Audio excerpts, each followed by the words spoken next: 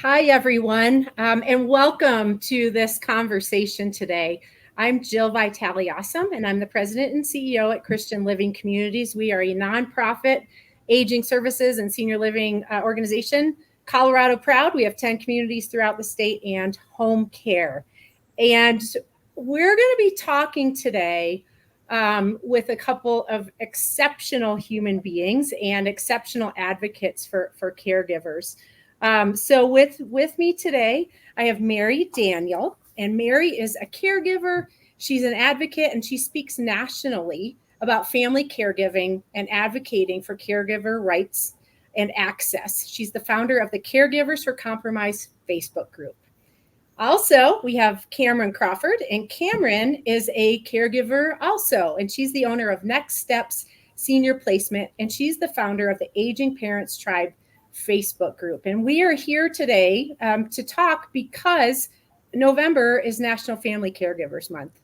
And this is such an important topic. You know, we lost this weekend a wonderful advocate for caregivers in Rosalind Carter. Mm-hmm. And you think about that quote, right, of there are only 4 kinds of people in this world: those who have been caregivers, those who are currently caregivers, those who will be caregivers, and those who will need a caregiver. So it is an essential part of our world and our society. And we're really excited to be with you today to provide some insights and ideas and to hear your comments. So if you are out there watching us, please put in the comments just who you are and where you're from. We'd love to know who's there. And as we go through our time together today, we would love to hear your insights, your questions, and your thoughts on things as we move forward. So use that comment box on either Facebook or LinkedIn, and they'll pop up for us.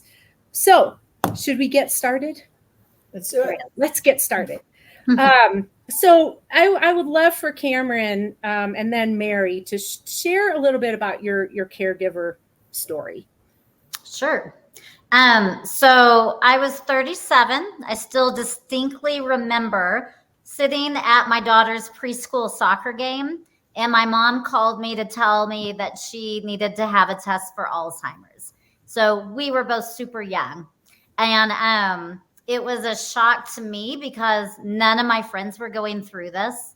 And she was diagnosed with Alzheimer's at 66. And I didn't have anybody to ask questions to. This was early stages of internet.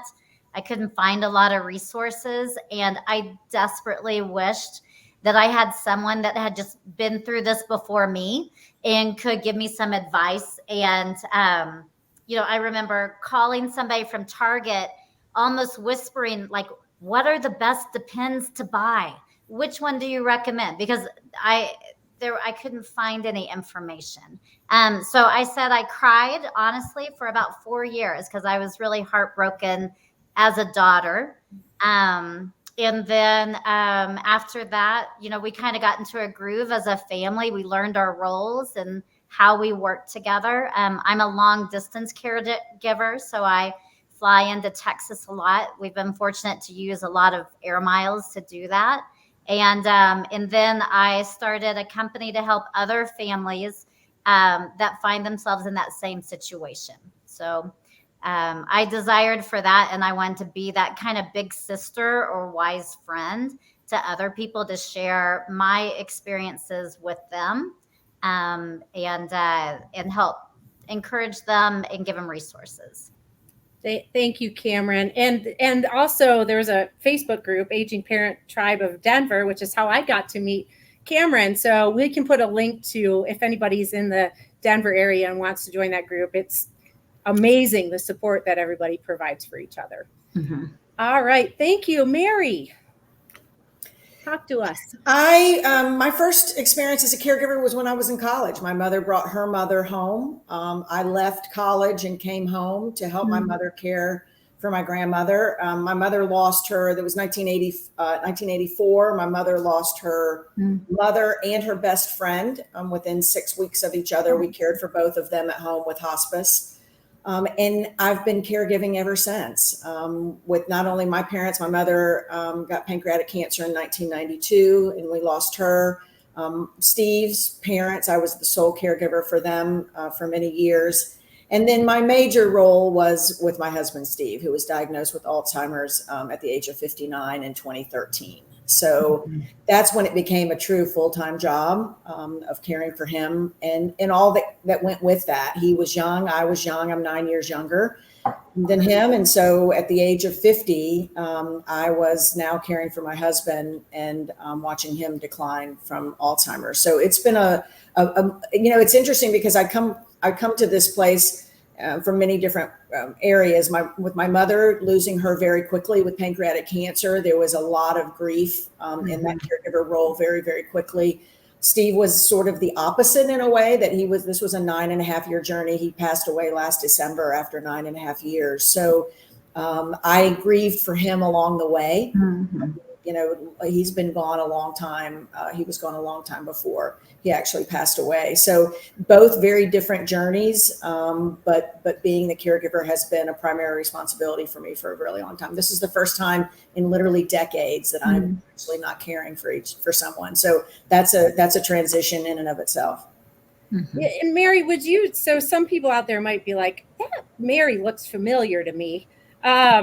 Will you share a little bit more about your experience in supporting Steve as a caregiver, and then everything that happened during the pandemic and where that has led you? Steve, I decided to place Steve. I call it the hardest decision I ever had to make. And I placed him in July of 2019 in memory care. He thrived. He absolutely loved it. He was a salesman by trade. So he was very social. It's what made him really good at his job. And so he loved it. They gave him a seat at the front desk. He had his own name tag. He truly thought he worked there. So he was doing very, very well. And I would go see him every day. I'm still working even now. And so I would go see him every day after work and be with him, have dinner with him, get him ready for bed, put him down in bed. We would lay in bed and watch TV every night. It was really, really working out very, very well for us. And we did that on March the 10th. And on March 11th of 2020, they called me and said, you can't come back. So I started getting very vocal about that. That was when everything shut down to family visitations throughout the country, right? The regulations. Yep. Everybody, they locked us out. That was it. We were not able to come back in. And that's when window visits and FaceTime and those kinds of things people started working on. That didn't work well for us. He was nonverbal. He spoke, but I couldn't understand anything that he said. So talking on the phone, doing FaceTime, even at the window, he cried. We did it twice. He cried the entire time. So I started getting vocal and started getting on the news, talking about the isolation. And thankfully, the corporate office of his facility based out of North Carolina started seeing some of those news reports and called me and asked me if I would like a job at the facility. I had asked them originally, can I get a job? Is there anything I can do? And finally, that was in March. In June, they called me and said, we've got a part-time job if you'd like it. And I said, I'll take it. And then I said, what is it? And they said, dishwasher. So on July the 3rd of 2020, I started my first shift as a dishwasher at his facility. And after 5 hours of lunch and dinner dishes, I was able to go in and give him a hug after 114 days. Yeah. Mary, I remember that. And I remember seeing you on the news, and it was such a dark, hard time. And I was so inspired by what you did. I mean, thank you so much. It was interesting that it was because it was such a dark time for so many people. The love story of me doing whatever I needed to do to get to him was really something that was welcomed by so many people. So the story went viral and all over the world. It was just a crazy time. And that's when I founded Caregivers for Compromise. I knew then that there were caregivers just like me all over the United States that didn't know what to do to get back to their loved ones. We started the Facebook group. We have a chapter in every single state. We still have 14,000 members on our national page. We're still working for advocacy. We're working for a federal bill that we're hoping to get passed soon to be sure that it never happens again. But that was really the beginning of Caregivers for Compromise and really this movement of all of us coming together and fighting to get back to our loved ones. We knew, it just didn't work. The lockdowns didn't work. It didn't keep the virus out. And instead, our full name is Caregivers for Compromise because isolation kills too. So we're continuing to do some good work there too. And driving policy changes. We are. Thankfully, Governor DeSantis heard about the story, and I was saying over and over, I need to meet with the governor. There has to be a better way. There has to be a better way. And thankfully, he sat down with me. He met me August 1st of 2020, and he and his wife both. And I sat right across the table from him, and I asked him very plainly, very simply, why am I allowed to touch my husband as a dishwasher, but I'm not allowed to touch him as his wife? Wow. And he said, I don't know, but we're going to fix that. And he did. He appointed me to a task force to reopen long-term care facilities in Florida and gave me a real voice at the table with some of the big boys in the state. And I was able to, I told them, the Surgeon General originally said no touching. We could go back in, but no touching. And I said, that's a deal breaker for me. We have to be able to touch them, to hold their hand, to rub their back. I have to be able to give him a hug. That's the only way he knows that I'm here and that he's loved, and they allowed it. So, and by the way, we had 0 uptick in cases in the state of Florida. We reopened September the 1st of 2020. Thank you for that advocacy as providers in this space, and a daughter who was not allowed to see her parents. We really saw the devastation of isolation. So thank you for fighting to make sure that changed and it does not happen again. Thank you. So let's get into this conversation about family caregiving. There's so many pieces to it, right? It's this honorable role that we play. It's so deeply meaningful. It brings such heartwarming opportunities, but it also can be draining and lonely and stressful, and actually can shorten the lifespan of caregivers. So it's kind of these two pieces of what really family care or caregiving in general is. So let's dig a little bit more into why this is. So Mary, talk to everyone a little bit about your experience with caregiving being joyful and also challenging at the same time. I take a lot of pride in caregiving. I mean, I have always said that every day is a new day. Every day is a new challenge. I mean, you wait by the phone. The next time the phone rings and I see it's his facility. Oh my God, what has happened now? What is the next thing that's going to happen that we're going to have to face? So there's always that living on edge and not knowing what every new day is going to bring. And so that can be very, very difficult. It's difficult to plan your life and your future, especially with something like Alzheimer's that can be so long and drawn out. So many times I just wanted to know when. If you would just tell me when he was going to die, it would make it so much easier. Is it 5 days? Is it 5 months? Is it 5 years? That would help me make my life my day-to-day life a little bit easier. But you have to take each one of those days as they come. But the good news is that work that we do every single day really adds up. I've always said my caregiving was a gift to Steve, that it was something that I did to him, for him, because I loved him so much. But now that all of it is said and done, the truth of the matter is it was a gift for myself as well. That I have great pride in knowing the work that I did for him. I promised him on the day that he was diagnosed, that I always say the day they said the A word for the first time, you have Alzheimer's. I told him on that day in the car on the way home, I can remember where we were on the road driving home. And I said to him, I will never leave you alone. You will always have me by your side. I will hold your hand every step of the way. You never, ever have to worry about being alone. And I wasn't able to do that for 114 days. But besides that, and those 9.5, and I was beaten on the door, by the way, during those 114 days. But besides that, I fulfilled that promise that I made to him. And that makes my life moving forward so much easier, because I feel great pride in what I did for him. And that makes me feel good as a gift to me.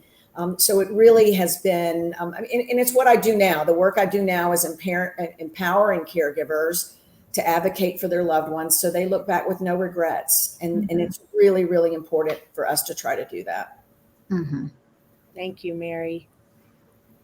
Cameron, when we all got together to talk about this show, you talked about recognizing when your caregiving role is manageable and when it becomes unmanageable, and taking your temperature. And I think we actually have a list of of items. Talk that through, would you, if you would? Sure. Well, and I think that like when you go into the doctors and you're hurting, they give you that little pain chart and they ask you to rate your pain. And with caregivers, it's important to always be assessing like where you are and how are you able to manage it. And not, it doesn't have to look like your friends or your neighbors, but how are you personally managing that? Because people have different levels that they're able to deal with. So some of the signs that you're just close to burnout is that you're feeling worried all the time. If you're one of those 3 a.m. people that are waking up, that's a sign right there. Are you feeling tired because you're not sleeping, or are you sleeping too much? Are you not eating? Are you, oh my goodness, I'm like a stress eater. So I would not be losing weight. I would be gaining weight. Are you angry? Are you having headaches? Are you feeling sad and isolated or alone, guilty? Someone kind of summed it up to me as like halt. You want to make sure that you're not hungry, that you're not hungry and angry, you're not lonely, and you're not tired. And those are all good signs that if you're hitting those markers, that something needs to be adjusted, that the status quo isn't working. And I think we've been, and we self-impose the guilt a lot, but we tell ourselves that if I loved my mom, I am going to do this for her. This is what a good daughter does. And same with spouses, especially spouses, because it looks different with a spouse, that you promise to be there in sickness and in health. And I remember when my mom was diagnosed, my dad said, when I broke my wrist, she took care of me. Well, my mom's had Alzheimer's over 17 years. And so that is a long time to be caring for somebody. And you have no idea what that looks like when you're at the beginning of the journey, what that's going to look like in reality. And so I think it's important to, in the beginning, when everything's kind of unicorns and rainbows and you're going to conquer the world and you are going to be the best caregiver forever and you're never, ever going to bring in outside help or you're never going to place them somewhere, it's important to kind of write what your limits are then. And people need to realize that caregiving is more than, especially with dementia, more than just your loved one forgetting things. Like physically, it is huge. And so I'm about 5 feet tall. I cannot transfer someone that's 6 feet or overweight. And so it becomes not only a safety issue for them, but for me, if I can transfer somebody in and out. And I've talked to lots of spouses that didn't want to bring somebody in, but then they are dropping their loved one because they honestly physically cannot do the work. Same with incontinence. I mean, that's what I laugh on the aging parent tribe, is that you meet your people when you're talking about depends and incontinence. Yeah. I have wiped a few rear ends in my life, and that's just a part of the job. And for me, I was able to do that, but for a lot of people, that's a line that they are not willing to do. And so realizing that caregiving is down and dirty. And I remember showering my mom for the first time, and I sang through the whole thing because I was nervous. She was uncomfortable. It's just weird.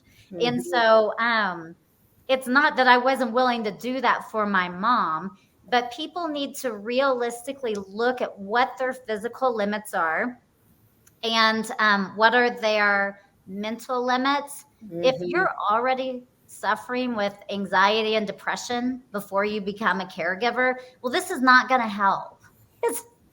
In fact, it like throws you into realizing, everything that you've tried to avoid, death, illness, sickness, finances, everything, stressed relationships with family members. Now you're having to deal with all of it all at once in a heightened sense. And so you need to know what your mental and emotional limits are.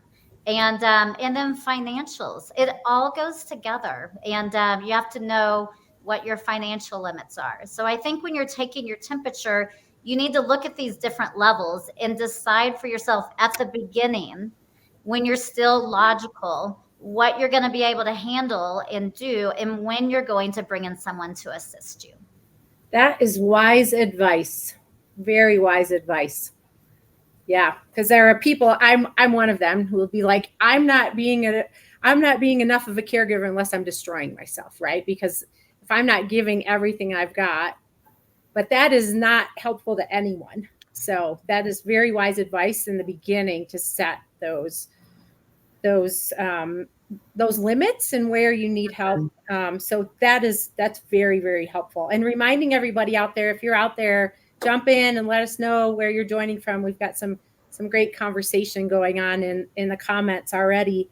So once, Cameron, is there anything else that you would add once you've identified? So if you go through that temperature checklist and you're like, oof, what are some things that people can do to take care of themselves? Is there anything else you would add?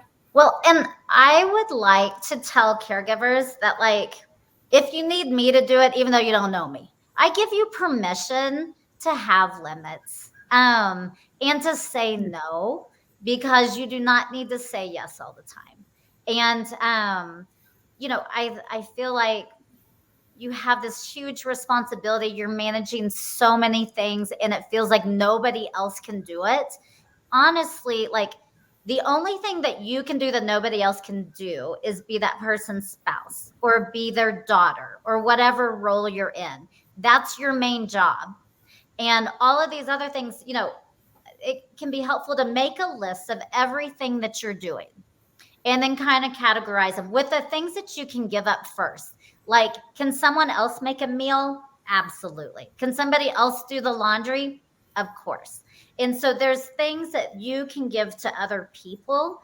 And then there's the things that you can't hand off. And it might be finances for some people. It might be, you're the daughter. And so you want to protect some of that daughter role, and it gets lost in everything else. Yes. So make your list of everything that needs to be done. And I know it's a super long list. And then put the things that you have to do or that you feel really responsible for or that you're good at. What I found out is my brothers and I were good at different things. And so my brother's not going to call the hospice nurse, but I have him on speed dial. And so divide those things up and then give yourself permission to share some of the responsibility. So I want to repeat that. Cameron has given everybody out there, every caregiver, permission to say no. Yeah. Tell your sibling that's calling you, that's telling you you did it wrong. Say, well, Cameron told me I could say no. They don't know who I am, but that's okay. So. I love it. I love it. Thank you, Cameron. That's really helpful. Mary, how did you know when you needed to have some limits and some changes? What did you do?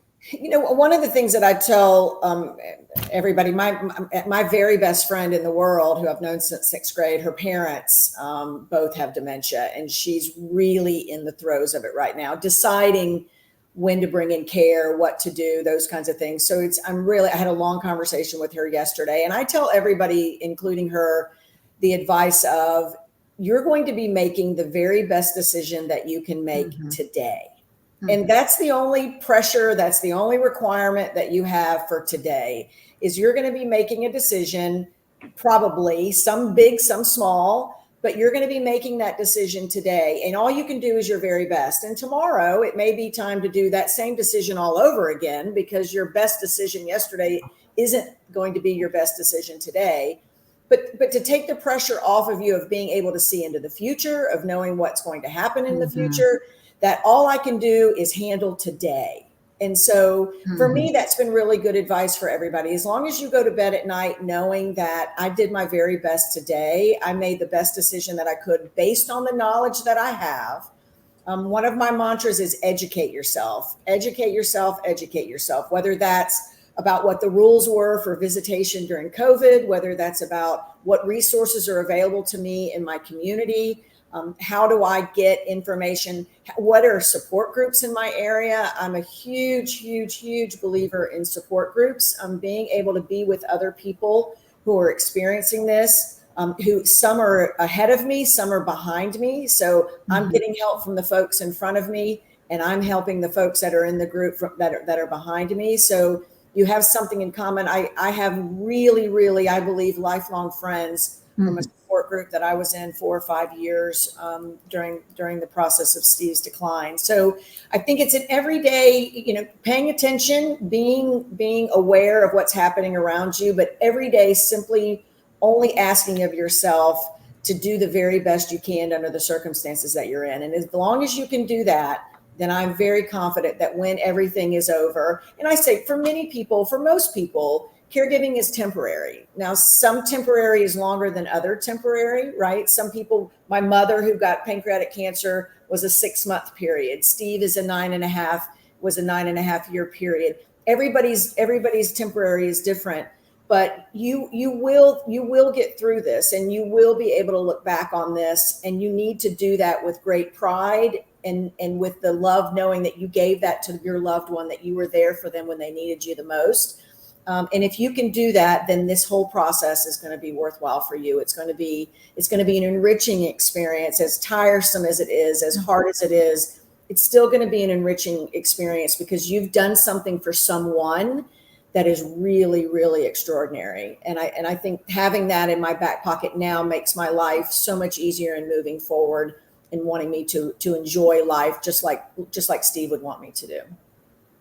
That's wonderful. Thank you for sharing that wisdom. Joni Jones put a comment, and it sounds like Joni's saying, give yourself permission to say yes, right? When somebody says, can I help? Yes. And be specific, right? Yes, you can help me. Well, and that's what I think that's what you can do, right? To help. Yeah, that's great advice, because I think that when you become a caregiver, like Mary talked about the moment she knew she was a caregiver, and I can name that. So you can name that time when your life all of a sudden switches. But there is parts of you that you can't let go of. You need to stay true to who you are. And so one of my very favorite families, the way she dealt with caregiver stress is she went and got her bachelor's degree. She had never finished it. And so she would study at night because for her, that was like a release. Yeah. Or I have a guy that he bikes whenever he can get a caregiver, he bikes 20 miles. And that's his release. And so there's these things that you have to keep parts of yourself that are really important, whether it's your book club or your friends or church or exercising. You have to have those things in your life, and you have to make room for those. Otherwise you forget who you are. And that's a hard place to be. I like to mention there's so much pressure on self-care, because that becomes, self-care. That's what we're all supposed to be doing, this self-care. But there's pressure, that added pressure to, oh my gosh, I've got to find something to do that's going to be self-care. And I always looked at it as just the little things, the everyday little things, that if I could just steal a few minutes. For me, it was just standing in the shower for just a few more minutes with that really hot water just pouring on me, where I just didn't have a worry in the world. And I just, another 2 or 3 minutes is not going to make the difference in my day. I'm sometimes staying in bed. I'm just going to stay here in this bed for 5 more minutes this morning, just because I can and I want to, and I just want to give myself a minute to breathe. So it can be little things. It doesn't have to be this girls trip or this massage or whatever these things that, you see on all these lists. Don't put pressure on yourself to come up with something that it's going to be extraordinary. Every little teeny thing that you can do, that a little phone call, a little text from a friend, anything like that is so valuable in just giving you a little bit of joy every single day, so that you don't forget exactly who you are. Mm-hmm. Love that. Yeah. Cause there can be pressure. Right. That's another thing to put on my list. Taking care of myself. Right. It's overwhelming. Right. Thank you. That's a very, very good point. So let's talk about moving from surviving to thriving as a caregiver. And really, and we've talked a lot about some of this, right? Understand and do your self-care, which looks different for everyone. And like Mary said, it might just be sleeping in for an extra 5 minutes in the morning. Find an outlet to talk about your experiences and emotions, asking for help, from other people and being willing to say yes when other people offer, and give yourself permission to find another solution. So, caregiver guilt is a reality of, really thinking about, I should be doing this and I'm letting this person down. And that, more than anything else, that guilt can lead to prolonged stress and anxiety and almost a paralysis that can set in for people. So, Mary, how would you describe caregiver guilt? And how have you coped with those emotions along your journey? I think, and it just mentioned on the slide about having support from other people who are actually going through this. I mean, family members, if they're with you in this going through it, it's one thing. I didn't have many family members with me for Steve. We did not live near any of his family. And so I had help from my family, but not help from his family. And so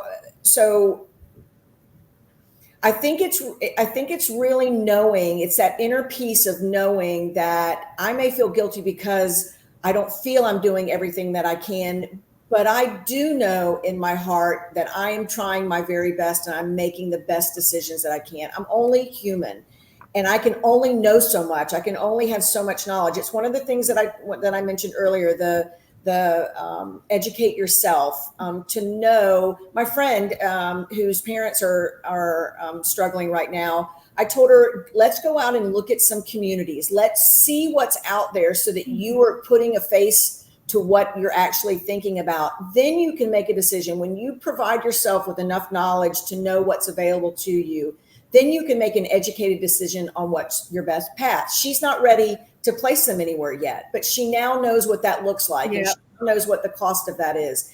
And so by taking action, I've always just found by taking action that it really helps with relieve that feelings of guilt about maybe some action that you took that you didn't think was right, or maybe inaction that you feel paralyzed to know what to take. So by educating yourselves about what options are out there, you're making an educated decision instead of just flying blindly. Let's see what this really looks like. And then we can say, okay, I now know I'm not ready for that, but I know what it looks like if I am. And that helps to relieve that guilt, in my opinion. Mary, what would you say to people? Because, I've in interactions with family members when their loved ones have come to live in assisted living or skilled nursing, that I know this is the right thing to do, but I feel guilty about having my loved one move into a community versus supporting the person in my home. What would you say to people who have that kind of guilt? I go back to the same thing. When you really understand what is happening at a memory care center, for example, I had Steve at home. I thought the best care for him was at home.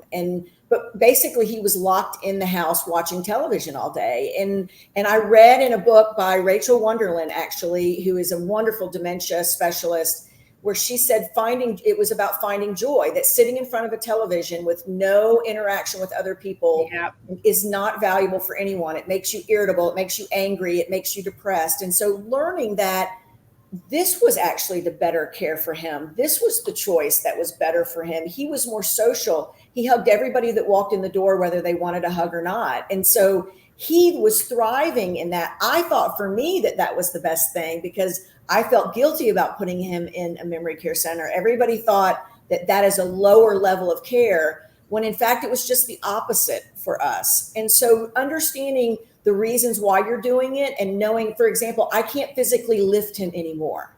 I just can't simply do it. So I'm going to hurt myself and I'm not going to be able to care for him in the way that I should if I'm going to do this when I really shouldn't, when now is the time to do it. My very first news anchor who interviewed me called me last week. His father has dementia, and we talked about putting him in a long-term care.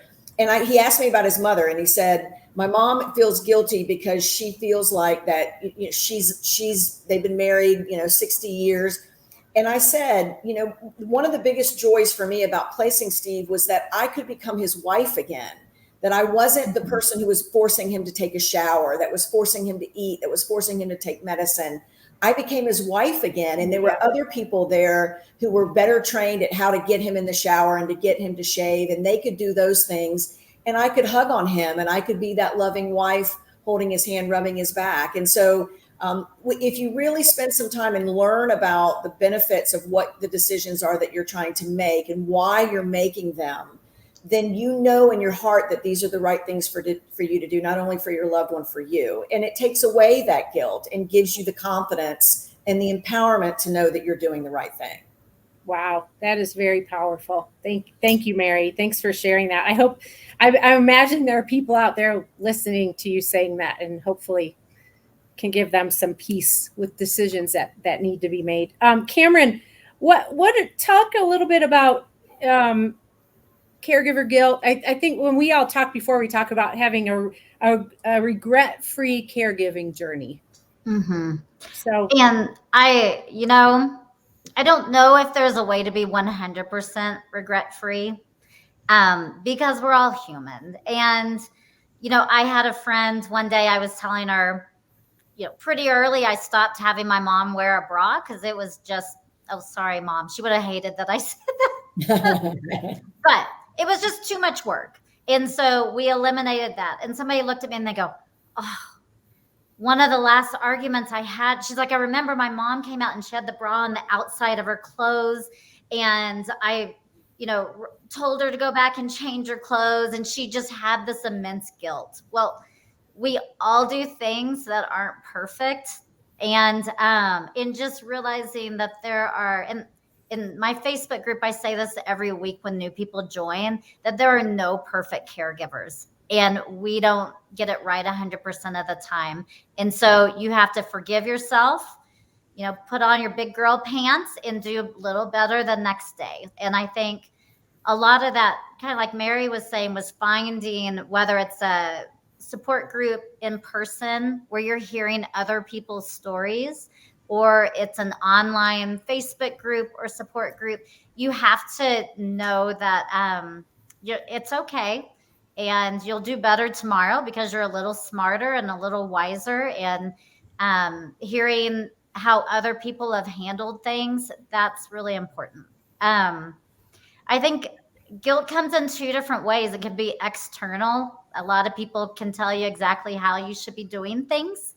One of my clients, she had someone tell her dad lived in another state. And they were like, if it was me, I would be on a plane and moving in with my dad. And I'm like, well, what does that do to your marriage? What does that do to your life here? And you don't know how long this is going to last for. It ended up being 3 years. And so a lot of people offer really good advice, but you also have to, go through there and figure out what works for you. Yeah. And it's important to hear those other voices, but when they're negative and you leave feeling even more guilty from the conversation, it's probably a conversation you need to limit. I had somebody. That's good advice. That's very good advice. Well, and I had someone that would call and had very strong opinions. And so I would put my phone on the windowsill and do the dishes while they talked to me, because I didn't really, and just go, every once in a while, because I couldn't take on additional, I got enough guilt going on. I don't need somebody else to throw guilt on me. Right. So you have that external guilt you really need to protect yourself from. And then the internal guilt, forgiving yourself for not being perfect. I'm not perfect as in any stage of my life. And I love what Mary said about researching. I'm a huge researcher. And that's where actually it calms me and it makes me feel like I at least look like I have some control because I'm researching things. Having a plan B is okay because yes, status quo a lot of times in a perfect world where there's unicorns and rainbows, if every caregiver was strong enough and had enough money and did it this way, plan A works. But realizing that you need to have a plan B too, and allowing yourself to do that. Absolutely. Thank you. Thank you so much. So if anybody's out there watching this and they're not a caregiver themselves, or maybe they are, but someone, a friend, a family member who is a caregiver, because it can be very isolating, right? And I've heard this a number of times. If there's a dementia diagnosis, that can be especially isolating, because people don't know what to say or what to do. What advice would you give to all of us on how we can better support people in our lives that are caregivers for someone? I think so many people feel alone, that isolation that you were just talking about in having to deal with it. So, I mean, making a real effort I had a number of people who not only would just call and reach out to me just to check in, but would actually make offers of, let me give you 3 options for next week, and what day works best for you. When do you want to meet? And where do you want to go? And give me the options: coffee at Starbucks on Tuesday, or wine at this place on Thursday. You picked the wine, right? Exactly. The obvious choice. It's the obvious choice. But those are the kinds of things where it's not a, hey, call me if you need me, or let me know if there's anything I can do. It was Right. very, very specific of, I'm going to put these things out on the table and you pick which one works best for you. And then we're going to do that. And it was really, really successful. And I had a number of friends who did that from time to time. And it just made me feel like there are people out there who are thinking about me, who do know that how difficult this is, and who just want to have a glass of wine and just let me talk and say whatever I want to talk about during that hour one evening. And that was incredibly valuable because it's such a long road. That just to have that in my back pocket, knowing that there were people out there that cared, did make a difference to make the days a little bit easier. Mm-hmm. Thank you. Cameron, what would you add anything to that? I liked what Mary said about setting it up for them and giving them choices, because a lot of times as a caregiver, you're making all the decisions and you're making all the plans and the appointments, and you're managing so many things that you can't make another decision. So the idea of where are we going to lunch might just seem too much. I know that sounds ridiculous if you haven't been in it, but it's true. It's so true. It's so So true. if I tell somebody my else friends has- now, I'm not deciding. Y'all can decide. I don't I'm have to fine make with anything. I'm just showing up. Right. And I like red over white. So so having somebody else make the decisions for you and then set that in front of you is just a gift. So good. Great advice for all of us who want to support all the caregivers that are out there. We are almost up at time here, but Mary, I wanted to find out. So, in addition to the work you did in the state of Florida, there's also federal legislation. Can you talk a little bit about that and where that stands? That you've worked to get enacted, or working to get enacted? I would love to.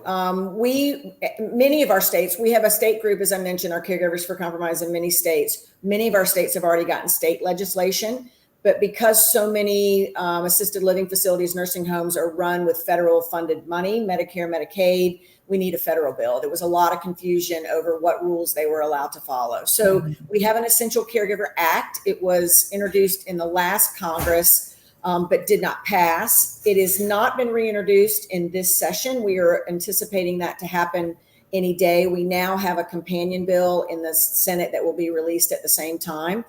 We have been working very hard at reaching out to health aides in every congressional district. One of the beautiful things about the group is it's very easy for me to go to Florida Caregivers for Compromise and say, hey, anybody out there in Representative John Rutherford's district, we need you to get on a phone call with us with his health aide. And we are continuing to do that around the country. Once they hear our stories, it's really about telling the stories of what that looked like. So we have a constituent, we have me, and we have another person on each one of these Zoom calls with each of these health assistants. I'm happy to say we're up to about 87 co-sponsors, or that will co-sponsor the last bill. They will co-sponsor this bill. Totally bipartisan, by the way. It is absolutely almost even on both sides, because everybody knows someone.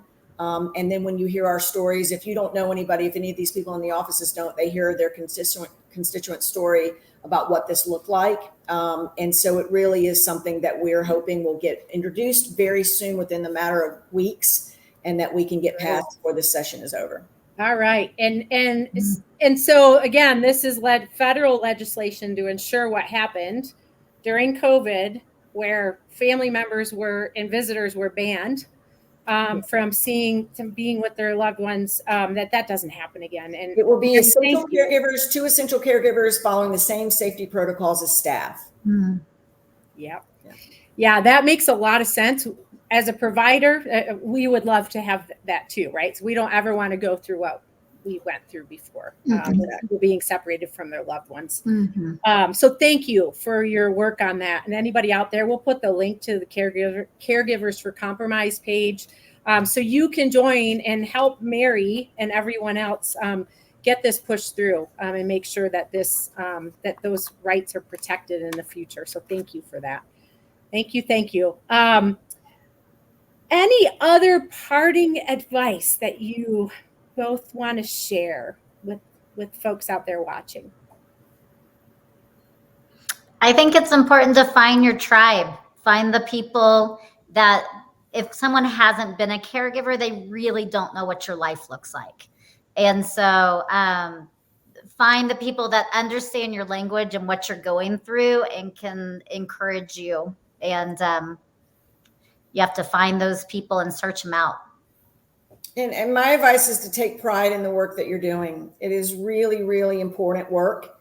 A gift that you're giving that truly is the most valuable gift in the world. And when all is said and done, to be able to go out and live your life in celebration of your loved one's life and the time that you had together, good, bad, or ugly, I think is incredibly valuable. It is for me.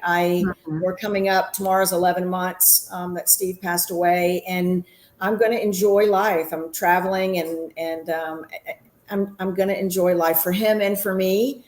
I think he would be awfully disappointed, as my mother would be awfully disappointed if I wasn't doing that. So take pride in the work that you have done, and then go have a good time. Mm-hmm.